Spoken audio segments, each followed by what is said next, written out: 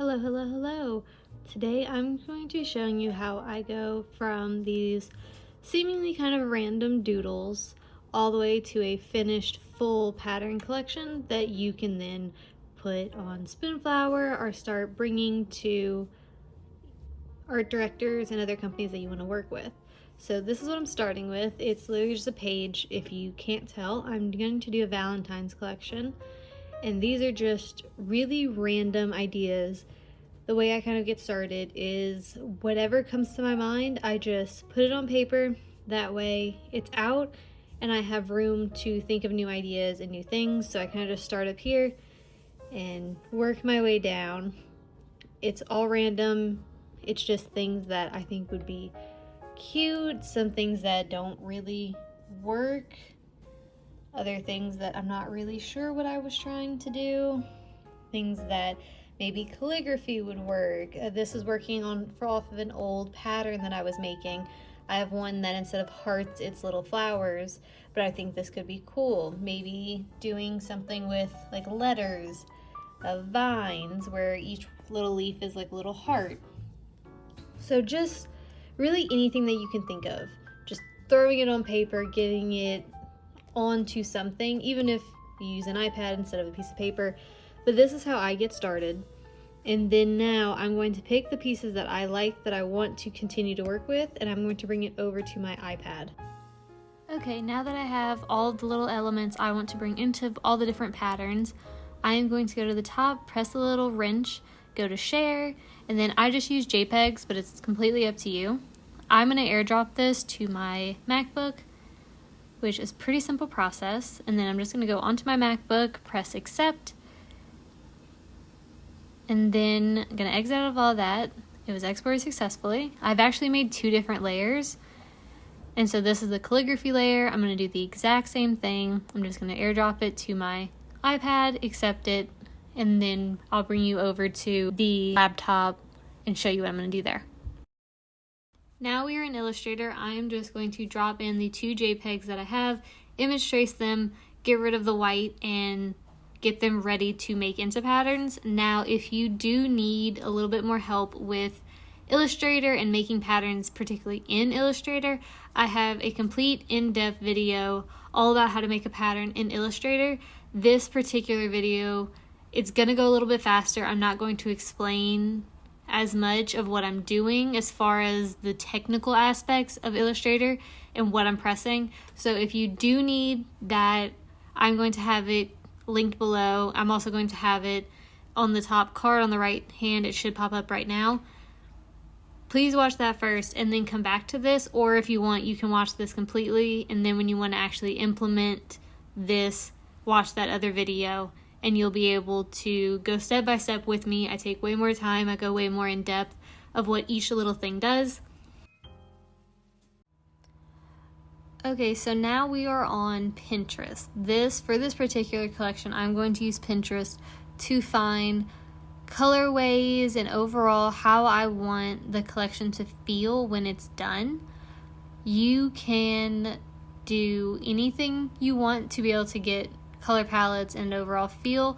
A lot of the times when I'm not doing a themed collection, I will go on hikes or I will go walk around my downtown area and just take pictures of anything and everything that sparks an idea or makes me happy in any way. Sometimes it is just the color of a wall that I really like, or it's the feeling of branches moving in the breeze. Anything of how you want your collection to feel, it's good to have photos and videos of that feeling and that look. That way you can always go back, look at it, and make sure that you're not deviating away from that. I know a lot of the times while making collections, it can be hard to stick to what you originally wanted. A lot of the times I will make a collection, and then when I go back and compare the mood board to the collection, something just went off at some point and I have to go back and rework it. Now, some artists do it a little bit differently. Some start with a mood board and then go into the collection. I personally like to draw, get my personal ideas out, and then go onto the internet, just so I know I'm not being inspired by other people's work. While I'm on Pinterest, I'm looking at Valentine's Day aesthetics. Sometimes I will click on an image that I think is close to what I want, but it's not quite there, and then scroll down under the image. Pinterest will give you images and videos that they think are similar to that particular image. That can sometimes help. At the end of the day, this is your collection, and how you want your collection to feel and how you want to gather inspiration is completely up to you. This is just how I personally do it and how I'm personally doing it for this particular collection. I do have other images I am going to bring in later that are not from Pinterest. They're just that I've gathered through looking at other things and random things that help me overall create a really solid color palette that I can work with when creating these patterns. Now next, I'm going to bring you back into Illustrator, and I'm going to start making the color palette. I'll talk you through all of that, and then we'll start actually building the hero, the blender, and the filler patterns. Here we are back in Illustrator. I am adding 4 of the photos that I gathered while on Pinterest. I also think I'm going to place one more, that this was just a screenshot of something I had seen, and I liked the green color. It's alarmingly small, so I'm going to fix that. And now I'm going to go in and make a mood board, a color palette out of these images. I am going to add in other colors that you don't see, but that's all part of the process. Sometimes I have certain colors that I think will work better as I see them all together and coming together. So what I do is I go with a perfect square box, and then I just place it where I need, copy, bring it down, and then if you press Command D, it'll repeat the last action that you just did, and that way you can end up with however many boxes to add colors in as you wish. Now I'm just going to quickly fast forward through all of this. I'm adding in colors, I'm changing colors as I see fit. This is a really good starter, and if you are new to this, don't stress yourself out too much.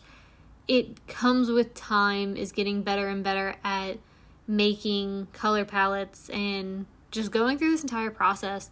If you do want to kind of just look at completed color palettes a little bit more, Pinterest is a great place. You can literally just look up color palettes. You can even go a little bit more in depth and do like boho or add in certain keywords for certain colors and looks that you want to go for. If you are newer to creating color palettes and mood boards, those helped a lot when I was first starting. So these are the colors I'm going with. You don't need 1,000 colors, you just need a good solid amount. And then from there, you can always add more or take some away.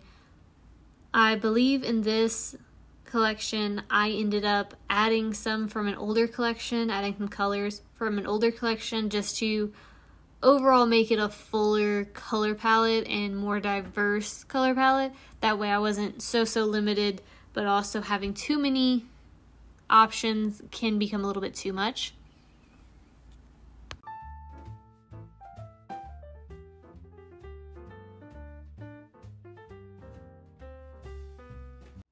And it is finally time. You have your color palette, you have your mood board, you are ready to make your pattern. Your drawings are all in black, you've erased the white parts you don't want, it's image traced, you've pressed object and expand, you've done all the things. Now you need to make your patterns. So for this particular pattern, it's probably going to be the only one that is in slow motion or normal motion. Everything else is going to be sped up just because once you get it, and you already have that awesome video that I made about how to do this step by step. So for this particular pattern, the leaves are supposed to look like hearts, and it's supposed to just look like wildflowers growing. It's a very tossed pattern, and they're going to be different sizes, or hopefully I was trying to make it to where they weren't in lines. It very much just looked like I threw them onto the page, and how they landed was how they landed. Now, when it comes to patterns, you can add textures to it. There are so many different places that you can bring in textures. I really like drawing with dry brushes. So if you don't know what a dry brush is, it's basically just you get a little bit of paint and you just smash it on your page until you start to like barely have any paint on the brush anymore, and it gets those more gritty looking brush strokes, the ones where it skips every now and then. It almost has a rougher texture to it, or a rougher looking texture. You can also go online. There's linen texture and gold textures and every texture you can think of. I'm positive the internet has some kind of PNG or JPEG image that you can get. Make sure you're not taking other people's work, but you can get it and use it in your work. Some people use it as their background. I had played around a little bit in a later pattern with texturizing the leaves and making them look just a little bit more organic and a little bit more rough. But for the overall pattern of this one, all the rest of the patterns looked really clean and had like solid lines, so I wanted to keep that. But it is a good idea. If that is kind of the look you want to go for, is more organic and raw and handmade, maybe adding in texture could help.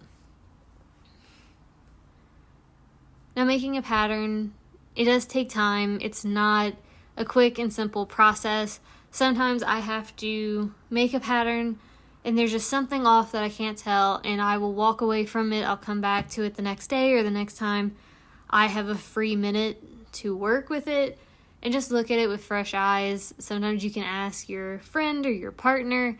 Maybe they'll have some good advice. But overall, don't rush this process. I know even at the earliest stages of me drawing, I'm already thinking of how I'm going to have it laid out and all this stuff. And sometimes it works out exactly the same way and I make them the exact way that I drew them in my sketchbook. Other times I'll make that and it just doesn't work. It doesn't fit. So I have to scrap the whole idea and then change and try different things. And that's totally okay. That's part of the artistic process. It's part of how we are as creatives. Sometimes you try something and it doesn't work, and it's totally okay. Now, the rest of this video, I'm sure you could tell, has been sped up a little bit faster. So I'll be able to jump in a little bit now and then tell you what's going on, but overall, it's gonna just be faster. It's okay. Now, one trick that I have learned that I really like doing, I may be the only one that is guilty of doing this, but when I see a pattern in a store or really anywhere, my second reaction after my first reaction just being like, wow, I really like that, it's really pretty and cool and whatever, my second reaction is literally to try and find where it repeats, just because I think it's a fun game to play in my head. And I respect it, and also it slightly annoys me because it just takes me a little bit longer to figure out where it repeats when they do this.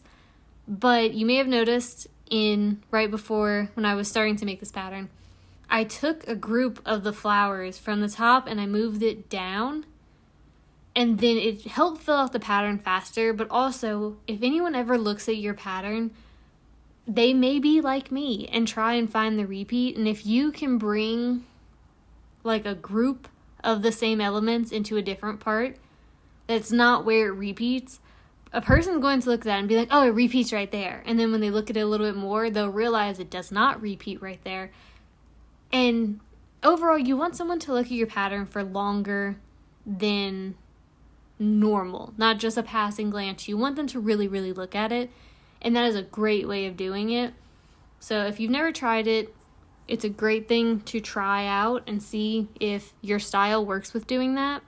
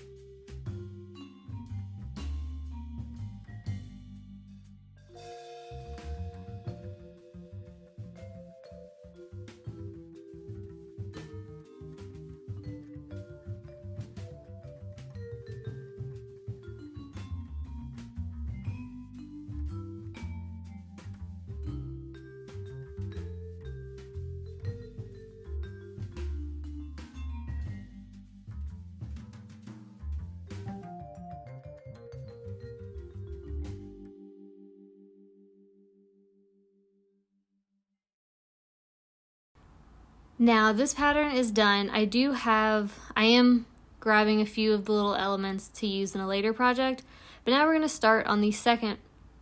Now this is a checkerboard pattern. Checkerboard is super, super big right now. It's very in style. And this is just personally how I make checkerboard. It could totally be the wrong way of doing it, but this is what works for me and my brain and how it works. I wanted mine to be very just loose and handmade and rough almost. So you can tell it's not straight lines, it's very wiggly, there's kind of sharp points. Basically what I'm doing is drawing a line halfway. I'm just using my mouse. I'm not using any kind of like Wacom tablet or anything like that. And it just gives it a more hand-drawn look, for me at least. And then I duplicate it onto the other side and then just connect them with little bitty lines. That way it all repeats seamlessly, but it still has a like very organic look to it.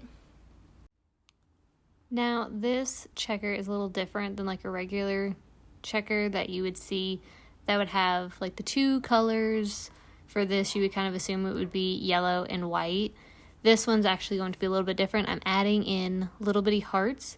So some of them will have one color check, or one color square. The other one will have a different color square. And then others will be blank with little bitty hearts inside, which works, of course, with the whole Valentine's Day thing.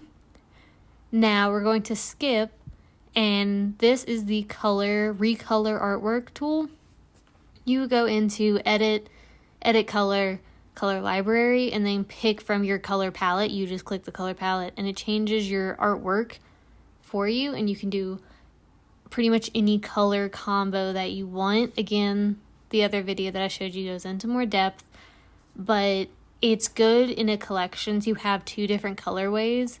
So one of my colorways is pink and white and very Valentine's Day. The other one has burnt orange and white with a little bit less pink, and it also has yellow in it.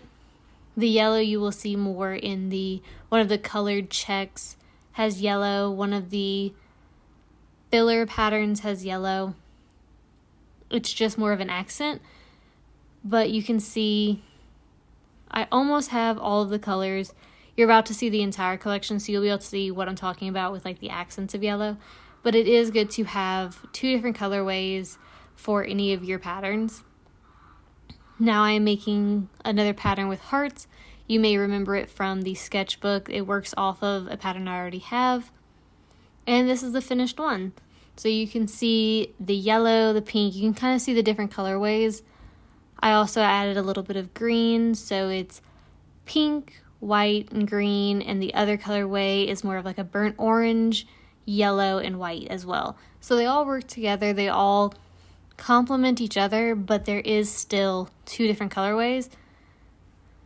And then from here, I like making my two hero prints, which are the biggest ones. Then you have the blender ones, which are 4, and then you have the filler ones.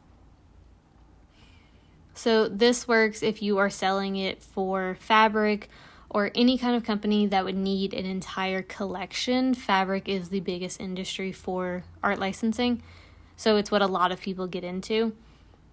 This is really good also for wallpaper. You can now save these all as AI files. You can also save for web and put this on Spoonflower, Society 6. You can sell it in your own shop on Etsy or your own website, and you can put it on any kind of product. And this is how I make a collection from all the way from the beginning of a sketchbook to the end product. I am going to put this on sales sheets and then start sending it out to art directors and different companies that I think would work with my brand and work in like this pattern. Now you can always sell this on your own shops like Society 6 or Spoonflower or Etsy, anything like that. I am going to go the art licensing route, and then when it gets closer to Valentine's Day, probably closer to Thanksgiving, I will put this on Spoonflower and sell it as my own if it did not get licensed out exclusively with art directors. I hope this helped. I hope it helps actually seeing someone make a collection from start to finish. And I would love to see yours if you would tag me on Instagram at JoLuDesign. I'd love to see what collections you end up making. And until next time, bye.